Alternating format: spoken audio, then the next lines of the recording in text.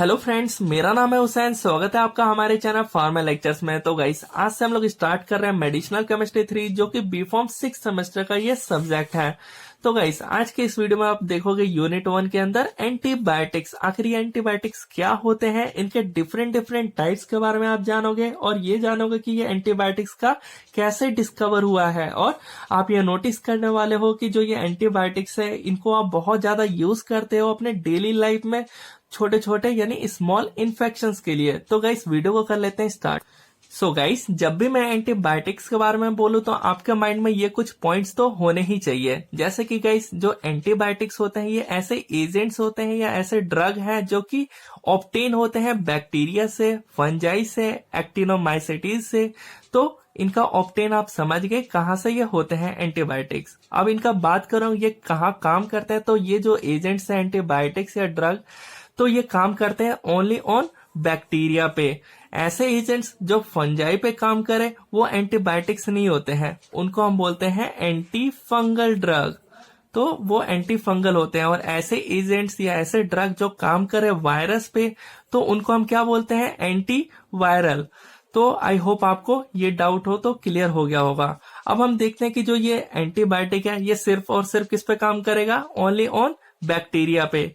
बात करें बैक्टीरिया, तो बैक्टीरिया के अंदर आपको मालूम है ग्राम पॉजिटिव होता है और ग्राम नेगेटिव होता है।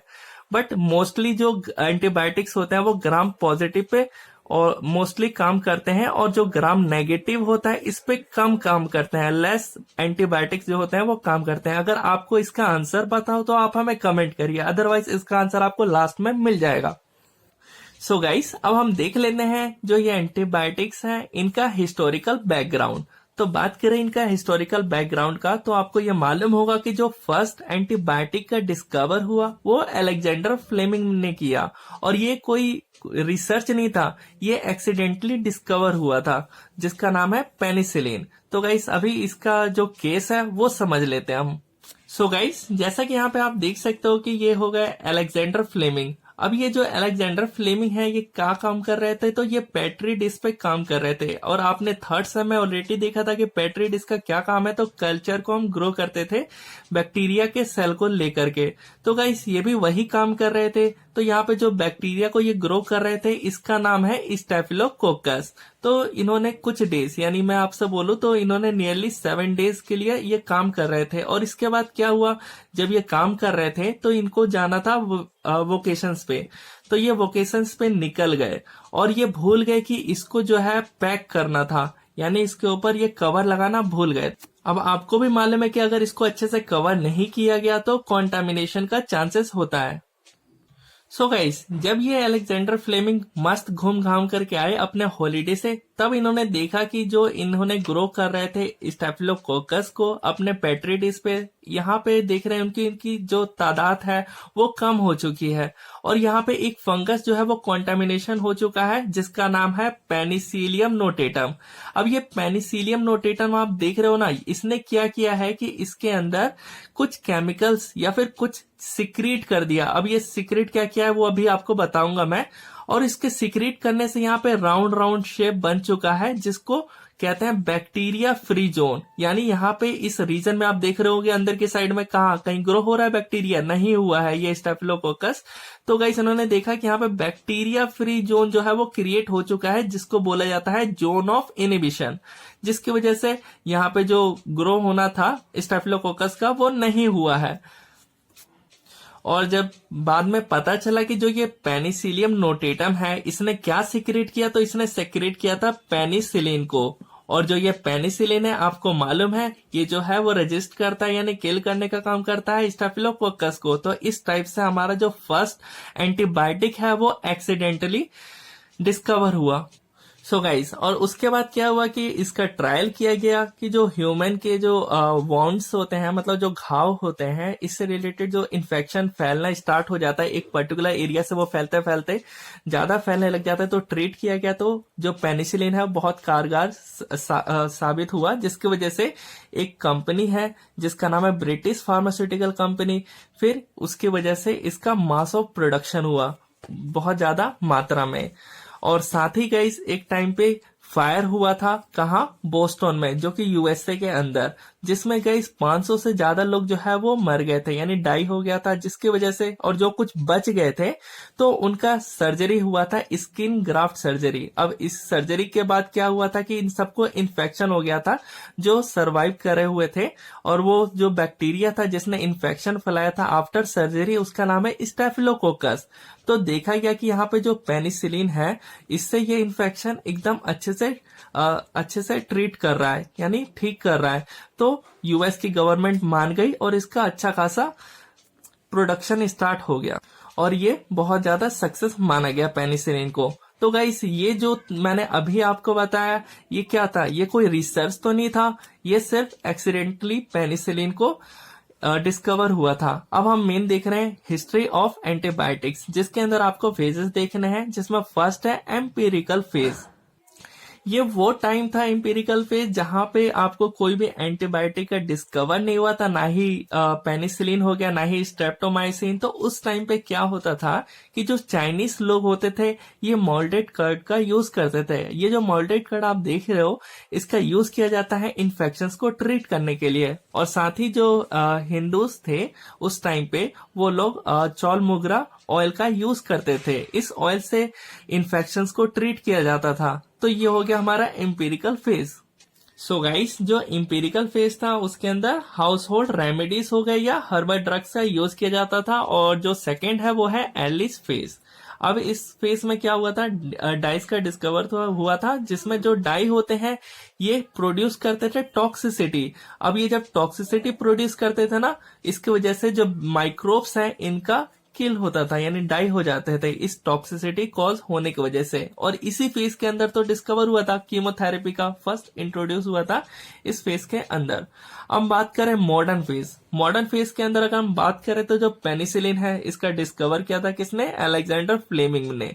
और इन्होंने बताया था कि जो पेनिसिलिन है वो कहाँ से ऑब्टेन हुआ, तो वो हुआ था इस हमारे पेनिसिलियम नोटेटम से। तो गाइस, इन्होंने मतलब कि बता तो दिया था बट इन्होंने आइसोलेट तो नहीं किया था ना। तो आइसोलेट जो किया था उनका नाम है चेन एंड फ्लोरेने। अब इन दोनों ने क्या किया था कि जो पेनिसिलियम नोटेटम है उससे आइसोलेट करके दिखाया पेनिसिलिन को। तो जो अलेक्जेंडर फ्लेमिंग ने काम किया था उनको इन्होंने पहले स्टडी अच्छे से किया, और स्टडी करने के बाद इन्होंने आइसोलेट किया।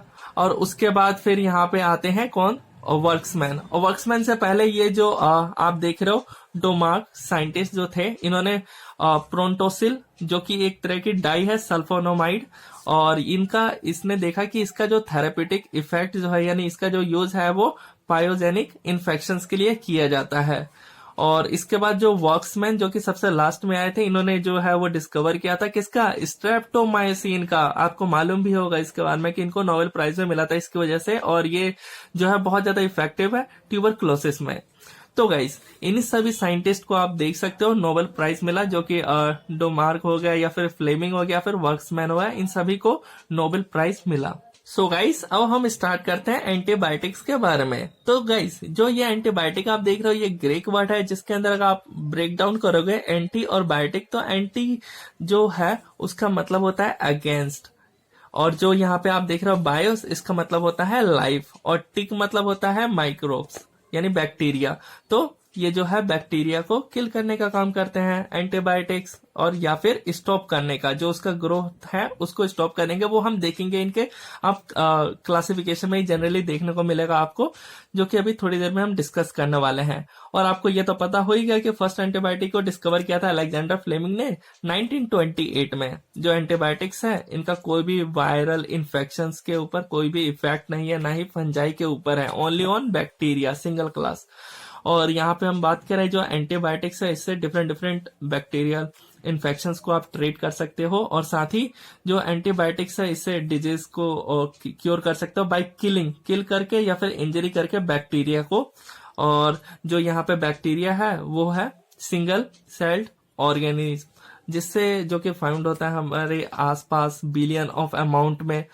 और यहाँ पे आप देख सकते हो आप क्लासिफिकेशन। अब इसका जो क्लासिफिकेशन है ना, इसका बेसिस है एक तो स्पेक्ट्रम ऑफ एक्टिविटी पे, और केमिकल स्ट्रक्चर पे और मैकेनिज्म ऑफ एक्शन। स्पेक्ट्रम की बात करें तो ब्रॉड स्पेक्ट्रम पे ये कैसे काम करते हैं, शॉर्ट स्पेक्ट्रम पे कैसे काम करते हैं, केमिकल स्ट्रक्चर में डिफरेंट डिफरेंट स्ट्रक्चर्स आप देखोगे, और मैकेनिज्म ऑफ एक्शन की किस मैकेनिज्म से ये रोक रहे हैं, मतलब कि जो हमारे बैक्टीरिया है उनका कौन से पोर्शन पे ये जाकर के स्टॉप कर देते हैं, रोक देते हैं, वो जनरली अभी आपको देखने को मिलेगा। तो गाइस क्लासिफिकेशन के अंदर फर्स्ट जो बेसिस हम देख रहे हैं वो है स्पेक्ट्रम ऑफ एक्टिविटी के बेसिस पे। तो जो हमारे एंटीबायोटिक्स है वो एक तो ब्रॉड स्पेक्ट्रम पे काम करते हैं, नाम से ही समझ आ रहा होगा ज्यादा, और शॉर्ट मतलब कम, यानी शॉर्ट स्पेक्ट्रम पे काम करते हैं। बात करें ब्रॉड स्पेक्ट्रम तो मतलब कि जो ये बैक्टीरिया को किल करते हैं, स्टॉप करते हैं, तो वो जो बैक्टीरिया होते हैं वो ग्राम पॉजिटिव भी हो सकते हैं, ग्राम नेगेटिव, यानी दोनों पे ही ये काम करते हैं। बट अगर वहीं पे शॉर्ट स्पेक्ट्रम की बात करें तो सिर्फ और सिर्फ ये पॉजिटिव वाले को या फिर नेगेटिव वाले को, यानी किसी भी एक जो बैक्टीरिया है ग्राम पॉजिटिव या नेगेटिव में सिर्फ एक पे ही ये काम करेंगे, बट ये जो है वो दोनों पे ही काम करेंगे, इसीलिए इनको ब्रॉड स्पेक्ट्रम बोला गया है, इनको शॉर्ट स्पेक्ट्रम बोला गया है। अब इसके अंदर ड्रग आप देख सकते हैं, एमॉक्सिसिलिन हो गया, टेट्रासाइक्लिन हो गया, सिफेलोस्पोरिन हो गया, और क्लोराम फेनिकॉल हो गया, एराइथ्रोमाइसिन हो गया। इसके अंदर अगर बात करें शॉर्ट में तो पेनिसिलिन जी हो गया, और क्लोक्सैक्सिलिन हो गया, वैंकोमाइसिन हो गया। तो गाइस अब हम यहाँ पे बढ़ते हैं नेक्स्ट केमिकल स्ट्रक्चर के बेसिस पे। तो गाइस बीटा लैक्टम एंटीबायोटिक्स, इन सभी के पास क्या होगा, बीटा लैक्टम की रिंग होगी। तो पेनिसिलिन जो कि हम नेक्स्ट वीडियो में कवर करेंगे, इसलिए आपको जनरली मैंने स्ट्रक्चर नहीं बनाया, और स्ट्रक्चर बनाना मस्ट इंपॉर्टेंट है, बट यहाँ पे मैंने नहीं बनाया है, बट आपको बनाना पड़ेगा। पेनिसिलिन हो गया, इसके अंदर सिफेलोस्पोरिन हो गया, और मोनोबैक्टम्स हो गया, या फिर कार्बापेनिस हो गया। अब सेकंड जो आता है इसके अंदर वो है अमाइनोग्लाइकोसाइड्स। अब इसके अंदर बात करें तो स्ट्रेप्टोमाइसिन हो गया, जेंटामाइसिन, नियोमाइसिन, कैनियामाइसिन, और नेक्स्ट अगर हम बात करें तो टेट्रासाइक्लिन। मतलब कहने का मुताबिक ये है कि इन सबके पास टेट्रासाइक्लिन की रिंग होगी, इनके पास क्या होगा, ये जितने भी ड्रग्स होंगे इन सबके पास एक अमाइन और ग्लाइकोसाइड्स जो कि ड्राइव होता है शुगर से, तो इनके पास ये ग्रुप होगा, इनके पास ये बीटा लैक्टम की रिंग होगी, इनके पास क्विनोलॉल्स रिंग होगा, और इनके पास नाइट्रो और बेंजीन ग्रुप होगा। ये जो आप क्लोराम फेनिकॉल देख रहे हो इसके पास। वहीं पे अगर बात करें यहाँ पे डाई अमीनो पायरामिडीन रिंग होगी इन सभी के पास, और यहाँ पे सल्फामाइड ग्रुप होगा इनके पास, इन जो आप ड्रग देख रहे हो। तो मेनली यही आपको बताना था मेरे को। सो गाइस ये जो आप क्लासिफिकेशन देख रहे हो ये बहुत ज्यादा ही इंपॉर्टेंट है, जो कि बेसिस किया गया है मैकेनिज्म ऑफ एक्शन पे। तो गाइस यहाँ पे आपको बेसिक मैकेनिज्म समझ आ जाएगा सभी यहाँ पे जितने भी एंटीबायोटिक्स है। तो गाइस अगर मैं आपसे अगर पूछूं, जैसे कि मैं यहाँ पे एक एग्जांपल ले लेता हूँ, क्लिंडामाइसिन जो है वो कैसे इनहिबिट कर रहा है बैक्टीरिया के ग्रोथ को, तो आप ये समझ पा रहे होगे कि जो क्लिंडामाइसिन है ये पहले तो इनहिबिट कर देता है 50S सब यूनिट्स, जो कि राइबोसोम्स के 2 सब यूनिट्स होते हैं। तो उनमें से एक सब यूनिट को इनहिबिट करा है, जिसकी वजह से प्रोटीन सिंथेसिस जो है वो नहीं हो पा रहा है। अब नहीं हो पा रहा है तो उसकी ग्रोथ भी नहीं होगी। ऐसे ही मैं आपसे पूछूं टेट्रासाइक्लिन के बारे में, तो ये जो है वो 30 सब यूनिट को इनहिबिट कर रहा है। वहीं पे आपसे पूछो मैं पेनिसिलिन को, तो पेनिसिलिन जो होता है ये सेल वॉल को सिंथेसिस के लिए ये इनहिबिट करता है, जिसकी वजह से उसका फर्दर ग्रोथ नहीं हो पाता है। तो जनरली इस टाइप से आपको बेसिक जो मैकेनिज्म है वो समझ आ गया होगा। जैसे यहाँ पे सल्फोनामाइड्स जो होते हैं वो क्या करते हैं, फॉलिक एसिड सिंथेसिस को इनहिबिट करने का काम कर रहे हैं। सो गाइस मैंने आपसे एक क्वेश्चन स्टार्टिंग में पूछा था कि जो ग्राम पॉजिटिव बैक्टीरिया होते हैं, ग्राम नेगेटिव बैक्टीरिया होते हैं। मोस्टली जो ग्राम पॉजिटिव बैक्टीरिया होते हैं इस पे सभी के सभी एंटीबायोटिक जो है वो एक्ट कर सकते हैं, इसको स्टॉप कर सकते हैं, किल कर सकते हैं, बट इसको क्यों नहीं कर सकते हैं? तो गाइस उसका रीजन बता देता हूं कि सबसे पहले यहाँ पे आप देखिए, ये हो गया सेल मेम्ब्रेन दोनों का ही, जो ग्राम पॉजिटिव है ग्राम नेगेटिव है, और ये आप जो देख रहे हो इतना पोर्शन ये है पेप्टिडोग्लाइकन लेयर, जो कि इसमें भी है और इसमें भी है, इसके ऊपर कुछ नहीं है।